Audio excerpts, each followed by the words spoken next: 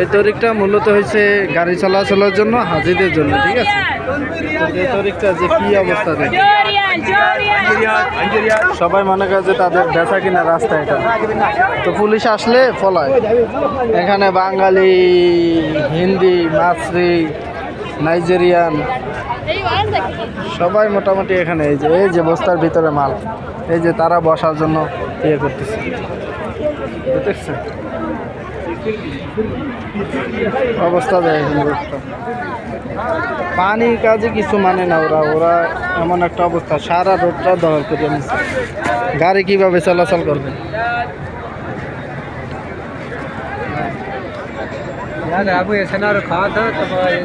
হাজিদের যাওয়ার জন্য কি যে একটা কষ্ট এখান দিয়া। এরা রাস্তাগুলো টোটাল ব্লক করে রাখছে। এরা পুলিশ আইলে বাগে, পুলিশ না হলে সারা রাস্তাটা ব্লক করে রাখে। ওই যে পুলিশে দাবার দিছে, ওই যে দেখছেন কিভাবে দৌড়ে, ওই যে টোটাল বাগবে এখন।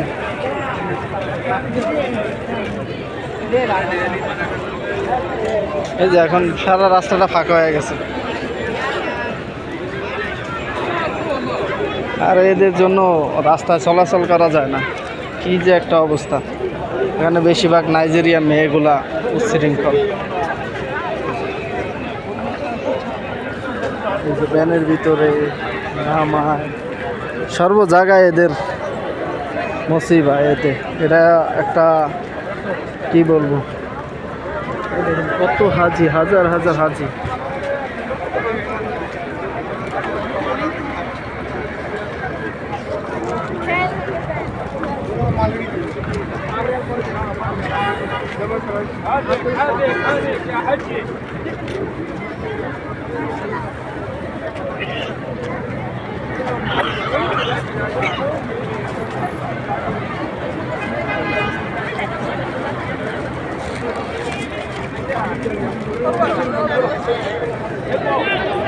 আর হাজিদের কি বলবো, এরা আসে উমরা করতে না মার্কেট করতে, আল্লাহ জানে।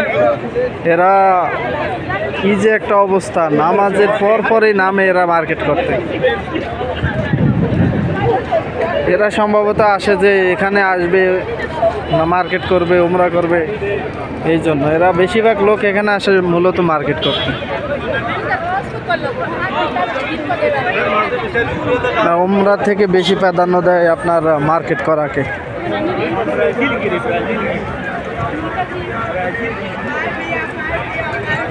ওই যে আমি আমার ওই গন্তব্যে যাব, ওই যে আমার সাদিক ওখানে,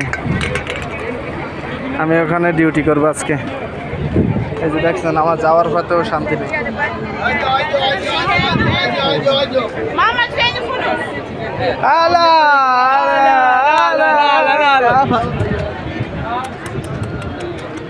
بالله شوف كله مكان. انت في باور؟ لا ما في باور ما في؟ لا